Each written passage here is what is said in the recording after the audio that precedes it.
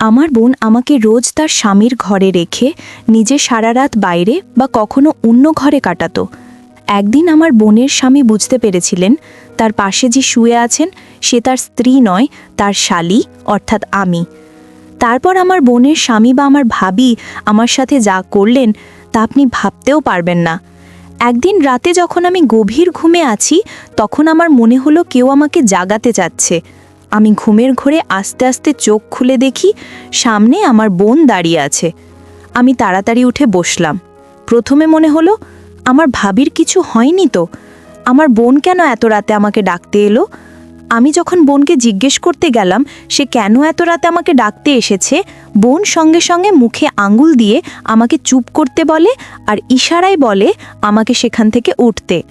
আমার চিন্তা হয় বোন এত রাতে কেন আমাকে ডাকতে এলো আর আমাকে চুপ করতেই বা কেন বলছে। কিছুদিন আগে শোনা একটা খবরের মতো কেউ কি আমাদের বাড়িতে ঢুকে পড়েছে নাকি? আমি ইশারায় জিজ্ঞেস করলাম, কি হয়েছে? তারপর বোন আমাকে যা বলল তা শুনে আমার চিন্তা আরও বেড়ে গেল। আমার বোন চায় আমি তার ঘরে গিয়ে তার স্বামীর পাশে তার বিছানায় শুই, তার জায়গায়। আমি প্রশ্ন করলাম যে সে এমনটা কেন চায় আর আমি তার স্বামীর পাশে কি করে শুতে পারি। কিন্তু সে জেদ করতে থাকে আর বলে যে আমি যেন তার জায়গায় 1 ঘন্টা শুয়ে থাকি। তারপর সে যখন ফিরে আসবে তখন আমি সেখান থেকে চলে যাব, কেউ জানতে পারবে না। কিন্তু আমার ভয় হয় যে ভাবি যদি জানতে পারেন তাহলে আমাদের দুজনকেই বাড়ি থেকে বের করে দেবেন। আর আমি একজন পুরুষের সাথে তার স্ত্রীর জায়গায় কি করে শুব? কিন্তু বোন আমাকে অনুরোধ করে আর আমার বোনের কাছে অনেক ঋণ আছে, তাই আমি বোনের কথা মেনে নিই আর তার ঘরে গিয়ে তার খাটের এক কোণায় শুয়ে পড়ি। ভোর হওয়ার কিছুক্ষণ আগে বোন ফিরে আসে, আমাকে ডাকে আর বলে নিজের ঘরে ফিরে যেতে। আমি নিজের ঘরে ফিরে আসি, কিন্তু আমার মাথায় চলতে থাকে যে বোন কেন এমনটা করলো আর সে রাতে কোথায় গিয়েছিল। সকালে জলখাবার খেতে গেলাম, দেখলাম ভাবি বাড়িতেই আছেন। আর তার আচার ব্যবহার দেখে মনে হলো কাল রাতের ঘটনার ব্যাপারে তিনি কিছুই জানেন না। আমি ভাবির বেরোনোর অপেক্ষায় বসে রইলাম যাতে আমি বোনকে জিজ্ঞেস করতে পারি যে এসব কি হচ্ছে। ভাবি বেরোনোর পর যখন আমি বোনকে জিজ্ঞেস করি সে কাল রাতে কোথায় গিয়েছিল, তখন সে কাঁদতে শুরু করে। সে বলে যে সে কাল রাতে তার এক বন্ধুর সাথে হাসপাতালে ছিল। এটা শুনে আমি অবাক হলাম। যদি তার বন্ধুর সাথে হাসপাতালে গিয়ে থাকে তাহলে সেটা তো ভালো কথা, সেটা ভাবিকে বলেও তো যেতে পারতো। এই কথাটা যখন বোনকে বললাম তখন সে আমাকে বলল ভাবি সেই মেয়েটাকে খুব একটা পছন্দ করে না, কারণ সে একলা থাকে আর তার বিয়ে হয়নি। লোকে মনে করে যেসব মেয়েরা একলা থাকে তারা খারাপ হয়, এমনটা সত্যি নয়। কিন্তু অন্য পুরুষদের মতন আমার ভাবি নাকি সেই মেয়েটাকে অন্যরকমভাবে দেখেন। আমি জিজ্ঞেস করলাম তার বন্ধুর কি এমন হয়েছে যে রাতে তাকে হাসপাতাল যেতে হয়। তখন বোন আমার সেই কথা এড়িয়ে গেল আর আমাকে ধন্যবাদ দিতে লাগলো আর বলল যে আমি তাকে কাল রাতে বাঁচিয়ে দিয়েছি। আমারও মনে হলো যে আমি যা করেছি একটা ভালো কাজের জন্যই করেছি। আমি ঘটনাটা ভোলার চেষ্টা করলাম। কিন্তু কিছুদিন পর আবার একটা রাতে বোন আমাকে ডাকতে এলো, আবার আমাকে তার ঘরে গিয়ে শুতে বলে। আমি জিজ্ঞেস করলাম, আবার সেই বন্ধুটার সাথে যাচ্ছ? বোন বলল হ্যাঁ। আমি অনেক জিজ্ঞেস করলাম যে কোন হাসপাতালে যাচ্ছ, কেন যাচ্ছ, যাতে আমি কিছু জানতে পারি। কিন্তু বোন আমাকে কিচ্ছু বলল না। আমাকে নিজের ঘরে পাঠিয়ে সে বাড়ি থেকে বেরিয়ে গেল। আমার কেন জানি মনে হলো কিছু একটা গন্ডগোল আছে। আমার মনে হলো বোন হাসপাতালে যাওয়ার নাম করে অন্য কোথাও যাচ্ছে। বোন 4 ঘন্টা পর ফিরে আসে, আর এই 4 ঘন্টা আমার কিভাবে কাটলো তা আমি খুব ভালোভাবে জানি। কারণ যখনই ভাবি পাশে ঘিরছেন তখনই আমার মনে হচ্ছে আমি এই বাদ ধরা পড়ে যাব। মনে মনে ঠিক করলাম যে এরপর আর বোনের কথা কোনোদিন শুনবো না। আর এরকম কিছু হলে আমি ভাবিকে সব কথা বলে দেব, কারণ আমার মনে হলো ভাবির সবটা জানা দরকার। বোন আমার সব কথা এড়িয়ে যাচ্ছে, এইভাবে চলতে পারে না। 6-7 দিন পর আবার আমার বোন আমার ঘরে আসে আর বলে আমাকে তার ঘরে গিয়ে শুতে। আমি বললাম আমি আর এটা করতে পারবো না। তাকে ভয় দেখালাম যে আমি ভাবিকে সবকিছু বলে দেব। সে বলল আমি এমনটা করলে সে আমাকে বাড়ি পাঠিয়ে দেবে, সে তার বাড়িতে আমাকে রাখবে না, কারণ কেউ তাকে এই বাড়িতে থাকতে দেবে না। আর এতে আমার লেখাপড়া, আমার স্বপ্ন সবকিছু নষ্ট হয়ে যাবে। এটা আমার ভবিষ্যতের ব্যাপার, তাই আমার আপত্তি থাকা সত্ত্বেও আমাকে বোনের ঘরে গিয়ে শুতে হয়। আমি ভেবে দেখলাম এই ব্যাপারটা জানাজানি হলে আমারও বদনাম হবে। আমার এখন কি করা উচিত? ভাবিকে সব কিছু বলে দেওয়া উচিত নাকি মুখ বন্ধ রাখা উচিত? আমি শুয়ে শুয়ে এইসবই ভাবছিলাম যখন আমার মনে হলো ভাবি আমার দিকে ফিরে শুয়েছেন। আমি সঙ্গে সঙ্গে চোখ বন্ধ করে উল্টো দিকে ফিরে শুই, কিন্তু মনে হয় ভাবি বুঝতে পেরেছিলেন যে আমি তার বোন নই, তার শালী। তারপর তিনি তার স্ত্রী আর আমার ওপর নিজের মতন করে বদলা নেন। আমার নাম নীলা, আমরা দুই বোন। আমাদের বাড়ি একটা ছোট্ট গ্রামে। আমার বোনের নাম সারিকা, তার বিয়ে হয় শহরে, আর সে তার স্বামীর সাথে শহরেই থাকতো। আমি এসএসসি পাশ করার পর কলেজে ভর্তি হওয়ার জন্য ফর্ম ফিল আপ করি, যেই কলেজে আমার গ্রামের বাকি মেয়েরা পড়তো, সেই কলেজেই ভর্তি হই। কিন্তু আমার বোন জেদ ধরে যে আমাকে শহরের একটা বড় কলেজে পড়াবে। সে নিজেই আমার সব কাগজপত্র অর্থাৎ ডকুমেন্ট নিয়ে গিয়ে জমা করে দেয়। আমার ভর্তি হলো তখন বোন নিজেই বলল আমি যেন তার বাড়িতে থেকে পড়াশোনা করি। সে মা বাবা আর ভাবিকে কি করে রাজি করালো আমি জানি না। আমি খুব আনন্দে ছিলাম এই ভেবে যে আমি শহরের একটা বড় কলেজে পড়তে পারবো আর গ্রাম ছেড়ে শহরে গিয়ে থাকতে পারবো। বেশি দিন হয়নি আমি এই শহরে এসেছি, কিন্তু আমার বোন সবসময় আমার পাশে থেকেছে। এখানে লোকে যেরকম জামা কাপড় পরে সেরকম জামা কাপড় কিনে দেওয়া, ভালো ব্যাগ কিনে দেওয়া, হাত খরচ দেওয়া, বাড়ির সব কাজ নিজে সামলে নেওয়া যাতে আমি পড়াশোনায় মন দিতে পারি, এই সবই আমার বোন একা হাতে করে। তার জন্য আমার বোনের ওপর অনেক ঋণ। আর এমনিতেও সে আমার বোন, আমিও সব কথা শুনতাম। সব কিছু ঠিক চলছিল। কলেজ থেকে যখন প্রথমবার ছুটি পেলাম তখন আমি খুব আনন্দে ছিলাম। নিজের গ্রামে যাব আর নিজের বন্ধুদের সাথে দেখা করব। কিন্তু বোন আমাকে বেশি দিন গ্রামে থাকতে দিল না। বলল তার বাড়ি ফিরে এসে পড়াশোনায় মন দিতে। বোন তার মিষ্টি কথায় মা বাবাকেও ভুলিয়ে রাখত, তারাও ওর সব কথা শুনত। আমার মনে হতো বোন আমাকে খুব ভালোবাসেন, তাই আমার এত খেয়াল রাখেন। নিজের একটা ছোট কলেজে পড়লেও আমি যাতে একটা ভালো কলেজে পড়তে পারি আর গ্রামের সকলের থেকে আগে থাকতে পারি, ও সেই চেষ্টাই করছে। কিন্তু ওর মনে কি আছে সেটা আমি জানতাম না। আমার ছুটির কিছুদিন এখনও বাকি আছে। আমি গ্রাম থেকে ফিরে এসেছি। আমার ভাবি আমাকে বাড়ির একজন মনে করতে শুরু করেছিল, তাই আমার ফেরত আসাতে তিনিও খুব খুশি হয়েছিলেন। যেই দিন আমি গ্রাম থেকে ফিরেছিলাম সেই দিন আমি খুব ক্লান্ত ছিলাম, তাই আমি তাড়াতাড়ি শুতে চলে গিয়েছিলাম। সেই দিন রাতে আমার বোন আমার ঘরে এসেছে বলে আমাকে তার ঘরে গিয়ে শুতে, যাতে সে ভাবিকে লুকিয়ে তার বন্ধুকে হাসপাতালে দেখতে যেতে পারে। বোন বলে ভাবি তার সেই বন্ধুকে একদম পছন্দ করেন না, তাই আমাকে তার জায়গায় গিয়ে শুতে বলে, যাতে ভাবি বুঝতে না পারে যে বোন বাড়িতে নেই। আমি বোনের কথা চুপচাপ মেনে নিই। আমি তখন ভেবে দেখিনি যে বোনের কথা মেনে আমি নিজের জন্য কত বড় সমস্যা ডেকে আনছি। 1 সপ্তাহ পর বোন আবার আমাকে তার ঘরে গিয়ে শুতে বলে। 2-3 বার এরকম হওয়ার পর আমি তর্ক করা ছেড়ে দিয়েছিলাম। বোন যখন আমাকে ডাকতে আসতো তখন আমি চুপচাপ তার ঘরে গিয়ে শুয়ে পড়তাম। কিন্তু একদিন আমার মনে হলো যে ভাবি জেগে গেছেন আর তিনি বুঝতে পেরেছেন তার পাশে যে শুয়ে আছে সে তার স্ত্রী নয়, তার শালী। আমি খুব ভয় পেয়ে গিয়েছিলাম। ভাবছিলাম যদি ভাবি আমাকে প্রশ্ন করে তাহলে আমি কি জবাব দেব। কিন্তু তেমন কিছুই হলো না আর আমার বোন ফিরে এলো। সকালে আমি বোনকে বললাম আমার মনে হচ্ছে ভাবি সবটা জেনে গেছে। কিন্তু বোন বলল না, তিনি কিছুই জানতে পারেননি। যদি তিনি বুঝতে পারতেন তাহলে তিনি তোকে বা আমাকে প্রশ্ন করতেন। তিনি তা করেননি, তাই ভয় পাওয়ার কিছু নেই। কিন্তু বোনের কথায় আমি শান্ত থাকতে পারলাম না। এখন আমার কলেজ খুলে গেছে, কিন্তু এসব চলতেই থাকে। আগে আমার বোন সপ্তাহে একবার করে যেত, কিন্তু এখন 2-3 দিন পরপরই সে রাতে বেরোয়। বোন আমাকে বলতে চায় না যে আসলে সে কোথায় যাচ্ছে। আর চিন্তার বিষয় হলো যে বন্ধুর নাম আমাকে বোন বলেছিল তাকে আমি কোনোদিন দেখিনি। সে কোনোদিন আমাদের বাড়িতে আসেনি। বোন কখনো দিনের বেলায় তার সাথে দেখা করেনি। আমার সন্দেহ হয়, মনে হয় বোন কিছু একটা করছে যেটা ভাবি জানেন। আমি ঠিক করলাম ব্যাপারটা জানাজানি হওয়ার আগেই আমাকে সত্যিটা জানতে হবে।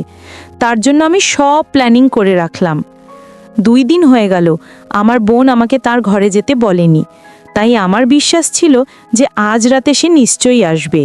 সে যখন আমাকে জাগালো তখন আমি চুপচাপ ওর ঘরে গিয়ে শুয়ে পড়লাম। বোন যখন দেখলো আমি বিছানায় বালিশ চাপা দিয়ে বোনের পিছু নিলাম, এটা করতে আমার ভয় লাগছিল, কিন্তু আমি জানতাম যে আমাকে সত্যিটা জানতেই হবে। আমি জানতাম না এর ফলাফল কি হবে, কিন্তু আমার বোন যেখানে যাচ্ছিল আমি তার পেছন পেছন যাচ্ছিলাম।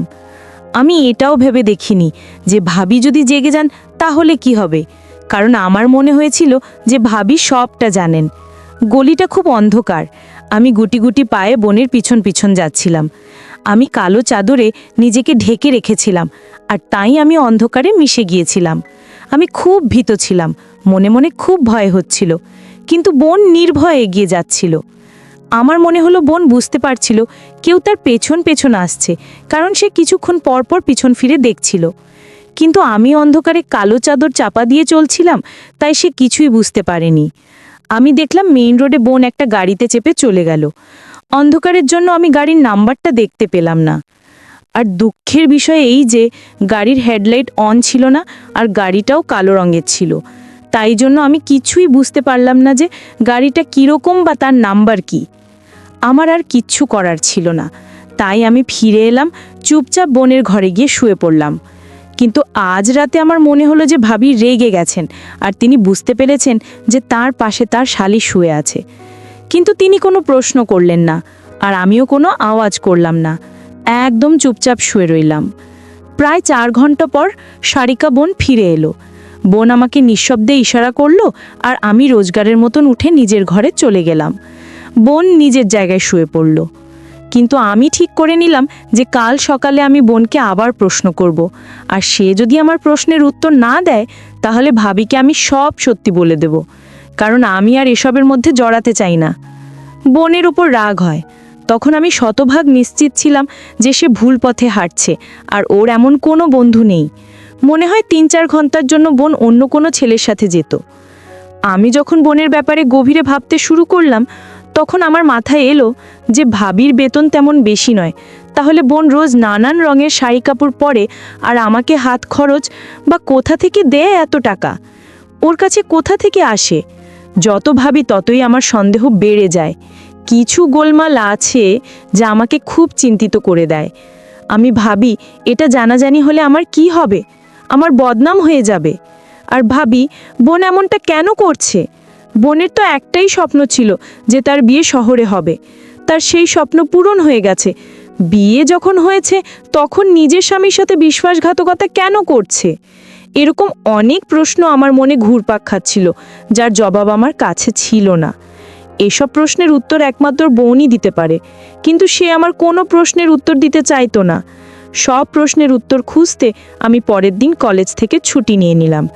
ভাবি বেরোনোর পর আমি বোনকে প্রশ্ন করলাম সে রাতে কোথায় যায় আর কার সাথে যায়। আমি ওকে বললাম আমাকে যেন সব সত্যি কথা বলে, কারণ আমি জানি সে কোনো ভুল কাজ করছে। আমি কাল রাতে ওর পিছু নিয়েছিলাম। সে যদি এখনও আমাকে সত্যি কথা না বলে তাহলে আমি ভাবিকে সব সত্যি বলে দেব। আমার কথা শুনে বোন কিছুক্ষণের জন্য অবাক হলো, তারপর বলল, আমি যদি কারোর সাথে বের হই সেটা আমার ব্যাপার, তোকে এই নিয়ে ভাবতে হবে না। আমি তোকে এই বাড়িতে এই জন্য এনেছি যাতে তুই আমাকে সাহায্য করতে পারিস। তুই আর আমি দেখতে একরকম, অন্ধকারে বোঝা যায় না কে তুই আর কে আমি। আমি যা বলবো তোকে তাই করতে হবে। যতদিন আমি চাইবো তোকে আমার ঘরে শুতে হবে। তুই যদি আমার কথা না শুনিস তাহলে আমার কাছে একটাই রাস্তা আছে, তোকে গ্রামে ফেরত পাঠিয়ে দেওয়া। আমি মা বাবাকে বলবো যে তোর সাথে তোর ভাবির একটা সম্পর্ক তৈরি হয়েছে, আর তাই জন্য তোকে আমি ফেরত পাঠাচ্ছি। তারপর মা বাবা তোকে আর পড়াশোনা করতে দেবে না, গ্রামে তোর সম্মানও থাকবে না, তোর সব স্বপ্ন স্বপ্ন হয়েই থেকে যাবে। বোনের এই কথা আমার চোখ খুলে দেয়। বোন যদি সত্যি এমনটা করে তাহলে আমি কারো কাছে মুখ দেখাতে পারবো না। তখন আমি বোনের কাজের জন্য লজ্জিত ছিলাম। তখন আমি কাঁদতে কাঁদতে ওখান থেকে উঠে গেলাম, আর নিজের ঘরে গিয়ে ভাবতে লাগলাম বোন কেন এমনটা করছে। সে খুব ভালো মেয়ে ছিল, ওর ছোটবেলার ব্যাপারে আমি সব কিছু জানি। সে কখনো কোনো ভুল কাজ করেনি। এমনকি সে শহরে একা পড়াশোনা করতে এসেছিল 3 মাসের জন্য কম্পিউটার কোর্স করতে। কোনোদিন ওর নামে কোনো খারাপ কথা শুনিনি। তাহলে সে বিয়ের পর কেন এমন করছে? মাঝে মাঝে মনে হয় সে ভুল কিছু করতেই পারে না, কিন্তু চোখের দেখা কি করে অস্বীকার করি? আমি সব দিক থেকে ফেঁসে গিয়েছিলাম। যদি কাউকে কিছু বলি তাহলে আমার বদনাম হবে, আর যদি না বলি তাহলে বোনের হাতের পুতুল হয়ে তার ইশারায় নাচতে হবে। আমার সামনে সব রাস্তা বন্ধ। পড়াশোনা ছেড়ে গ্রামে ফিরে গেলেও সবাই প্রশ্ন করবে কেন ফিরে এলাম। যদি কাউকে কিছু বলি তাহলে বোন আমার বদনাম করে দিতে পারে। তাই আমি চুপচাপ ও যা বলছে তাই করতে থাকলাম। এই কাজটা করতে আমার মন একেবারে সায় দিচ্ছিল না। এইদিকে ভাবির মধ্যেও একটা বদল দেখতে পাচ্ছিলাম। বোনের সামনে তো একদম নর্মাল থাকতো, কিন্তু যেই বোন পেছন ফিরতো অমনি আমার সাথে ইশারায় কথা বলতে শুরু করত। মনে হতো সে যেন জানে আমি রাতে ওর পাশে শুই। এটা আমার জন্য আরও সমস্যার সৃষ্টি করে। আমি পড়াশোনা ছেড়ে হোস্টেলে গিয়ে থাকতে পারবো না। আমি ভেবেছিলাম মা বাবার সাথে না হোক, ভাবির সাথে অন্তত আমি মন খুলে কথা বলতে পারবো। কিন্তু এখন তার মিষ্টি মিষ্টি কথার জন্য তার থেকেও আমি দূরে থাকতে লাগলাম। তখন আমার কাছে আল্লাহ ছাড়া আর কোনো আশ্রয় ছিল না। আমি কেঁদে কেঁদে আল্লাহকে বলতে লাগলাম তিনি যেন বোনকে সুবুদ্ধি দেন, নয়তো আমাকে যেন এসব থেকে বের হওয়ার রাস্তা বলে দেন। একদিন আমি বোনের আলমারিতে একটা জিনিস খুঁজতে গিয়েছিলাম, তখন আমার একটা অদ্ভুত জিনিস চোখে পড়ল। আলমারির পেছনের দিকে কিছু একটা লুকানো ছিল। আমি যখন সেটা খুলে দেখলাম আমি অবাক হয়ে গেলাম। দেখলাম তার মধ্যে মেয়েদের জিন্স আর শার্ট আছে। এরকম জামা কাপড় তো আমাদের ওখানে কেউ পরে না, বোনকেও কোনোদিন পরতে দেখিনি। তার মানে আমার সন্দেহই ঠিক, আমার বোন কোনো ভুল রাস্তায় হাঁটছে, বন্ধুর সাথে দেখা করার জন্য এইসব জামা কাপড় পরে। এই জিনিসটা আমায় ভাবায় আর আমি আমার বোনকে ঘৃণা করতে শুরু করি। ভাবির ব্যবহারও বদলাতে থাকে, আর আমি বোনকে কিছু বলতেও পারি না। যে নিজেই ভুল রাস্তায় চলছে সে আমাকে কি করে সাহায্য করবে? ও তো নিজের স্বামীর সাথে হাত মিলিয়ে আমার বদনাম করে দেবে। একদিন আল্লাহ আমার ডাকে সাড়া দিল, আমি সব সত্যিটা জানতে পারলাম। আমি কলেজ থেকে ফিরে দেখি আমাদের বাড়ির সামনে খুব ভিড়। একটা গণ্ডগোলের আভাস পেলাম। আমি ভিড় সরিয়ে বাড়ির ভেতরে পৌঁছে যা দেখলাম তা দেখে আমি থমকে গেলাম। পুলিশের লোক আমার ভাবিকে ধরে রেখেছে, আর আমার বোন পাশে চুপচাপ দাঁড়িয়ে আছে। আমি জিজ্ঞেস করলাম এসব কি হচ্ছে? তখনই আমার বোন আমাকে ধরে তার পেছনে দাঁড় করালো আর বলল চুপ করে দাঁড়িয়ে থাকতে। আমার মনে হলো বোন ভাবিকে পুলিশের হাতে ধরিয়ে দিচ্ছে যাতে সে অন্য কারোর সাথে সম্পর্ক করতে পারে। যখন আমি বোনকে এই কথাটা বলি তখন সে আমাকে চুপ করতে বলে। ভাবি চিল্লাতে থাকে আর পুলিশ তাকে ধরে নিয়ে যায়। বাইরের লোকজন চলে যাওয়ার পর আমি বোনকে রেগে বলি, ভাবিকে গ্রেফতার করানো তার উচিত হয়নি। ভাবি কি দোষ করেছেন? বোনের যদি তাকে পছন্দ না হয়ে থাকে তাহলে সে তাকে ডিভোর্স দিতে পারত, কিন্তু একজন নিরপরাধ মানুষকে গ্রেফতার করানো একেবারেই উচিত নয়। আমার বোন বলে, সে নির্দোষ কি করে হতে পারে? ও তোকে বিরক্ত করতো না? এটা শুনে আমি মাথা নিচু করে দাঁড়িয়ে রইলাম। বোন আমাকে বলে, তুই ওখানে বস, আমি তোকে আসল ঘটনাটা খুলে বলি। তারপর বোন আমাকে যা বলল তা শুনে আমি আকাশ থেকে পড়ে গেলাম। আমি পুরো গল্পটা বোনের ভাষায় বলছি। বোন বলে, তোর মনে আছে আমি বিয়ের আগে 1 মাস কোর্স করতে এখানে এসেছিলাম? আমি বললাম, হ্যাঁ মনে আছে বোন। বোন বলে যে ওটা কোনো কম্পিউটার কোর্স ছিল না, আমি পুলিশ ফোর্সে জয়েন করেছিলাম, আর তারই ট্রেনিং নিতে আমি এখানে এসেছিলাম। এই কথাটা বাড়িতে কেউ জানতো না, শুধু বোন আর মা বাবা জানতো। কিছু বছর পর আমার সম্বন্ধ আসে আর মা বাবা জোর করে আমার সেখানে বিয়ে দিয়ে দেয়। প্রথমে আমিও এই বিয়েতে খুশি ছিলাম, কিন্তু বিয়ের পর যখন বোন ভাবিকে বলে যে সে পুলিশ ফোর্সে জয়েন করতে চায় তখন ভাবি আপত্তি জানান। বোন ভাবিকে এটা বলেনি যে সে ইতিমধ্যে পুলিশ ফোর্সে জয়েন করে ফেলেছে। যখন বোন কাজে জয়েন করে তখন ওর হেড ওকে বলে যে সে যেন রিজাইন না করে, রোজ ডিউটিতে আসতে হবে না, পুলিশের যেসব গোপন মিশন হয় তাতে যেন সে সাহায্য করে। বোন এতে রাজি হয়। সবাই এটাই ভেবেছিল যে বাড়ির চাপে তার স্বামী তাকে পুলিশ ফোর্সে জয়েন করতে বারণ করে। একবার বোনকে একটা গুপ্ত গ্যাংয়ের বিরুদ্ধে প্রমাণ জোগাড় করতে বলা হয়েছিল। এই কাজটা সে তার স্বামীকে না জানিয়ে শুরু করে। এই গ্যাংয়ের ব্যাপারে খোঁজ খবর করতে গিয়ে বোন জানতে পারে যে তার স্বামীও এই গ্যাংয়েরই একটা অংশ, আর এই কারণেই তার স্বামী তাকে পুলিশ ফোর্সে জয়েন করতে বারণ করেছিল। তাই বোন একটা জুয়া খেলার সিদ্ধান্ত নেয় আর তাতে আমাকে ব্যবহার করে। সে রোজ রাতে যে দেরিয়ে যেত সেটা ওর কাজের জন্যই যেত। আমার মতন বোনও জানতো যে ভাবি সবটা জানতেন।